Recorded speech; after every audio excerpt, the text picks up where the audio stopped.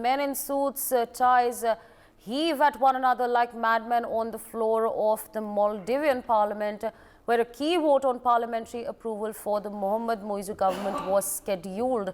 The political turmoil erupted as opposition members of parliament found themselves barred from entering the parliamentary chambers, while ruling party MPs sought to obstruct the speaker from conducting the session.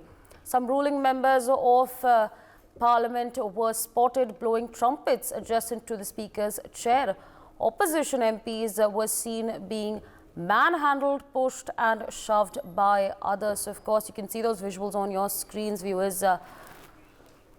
Meanwhile, joining us on the broadcast is Mr. Sumit Bir, political commentator. Good afternoon, sir, and thank you so much for speaking to us on NewsX. Now, Muizzu and his ministers have had so much to say about India and our Prime Minister.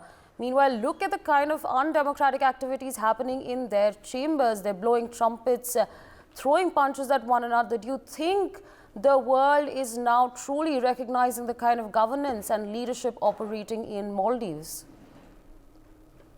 Good afternoon, ma'am. Thanks for having me on the show.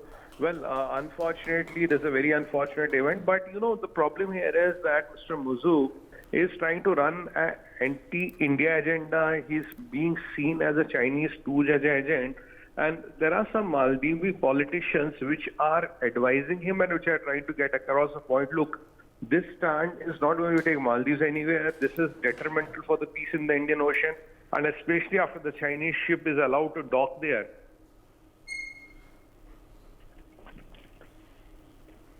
After the Chinese ship is allowed to dock there, the problem is that that is why these things are erupting. So if you are blatantly working against the interests of the India, and if things are going like that, then the things will go topsy-turvy, and that is what has happened here, because it's a complete surrendering your, your legitimacy surrounding your sovereignty to China.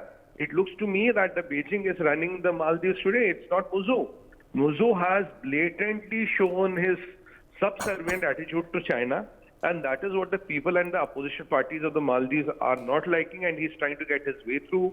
He knows he may not survive this confidence vote. So they are resorting to these tactics where they are getting physical. This brutal use of power. You can see how much of influence China has there. You can see how has China bought him over.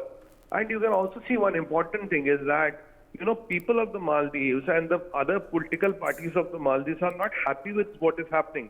They know what India has done for them, how India has saved them time and again, and how India is a pivotal force to ensure safety and security of Maldives. And if things go like this, ma'am, it's very evident who is going to go to Maldives. Who wants to go to a country with a political turmoil?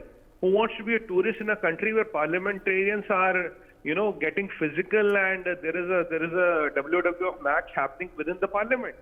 So that talks about the depleting state of affairs. Muizzu is hell-bent to make Maldives another Zinziad, unfortunately. And because he has been bought over by China, so he is such an obedient servant of China, things are really getting out of control. And I want to ask you one question.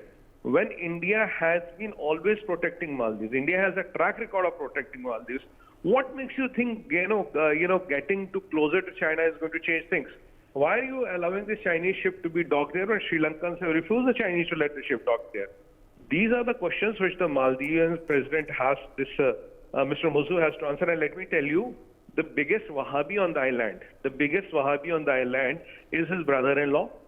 In his house, there was a Bangladeshi maid who died in very suspicious circumstances. So when you have a brother-in-law who is the number one Wahhabi on the island, and you have a Bangladesh maid unfortunately dying, and there are a lot of things which are not clear against him. This anti-India flank got him into some kind of a victory, but now following and towing the China's line is really proving to be detrimental for him to survive in the parliament and serve for the peace and security of his country. These are the things what the people of Maldives should note, and this is the thing what the world should note. How can you visit Maldives with such a turmoil? Is Maldives safe now? Is Maldives politically stable now? Is Maldives the paradise which you used to know for visiting and having fun there? If parliamentarians are not safe within the parliament, what about people and tourists going there? That is the big question. And if supplies stop going from China, from India, how you are as a country are going to survive? When China wants to come and rescue, it will take you 2 days. Do you have those 2 days? Do you have those 2 days if there's a national calamity? You know, it is like selling your sovereignty for Chinese yuan. That is how I see it. It's so unfortunate what I'm seeing. All right, so very well articulated over there. With that, I'd like to thank you for joining us on the broadcast. For more such videos, subscribe to the NewsX YouTube channel, hit the bell icon.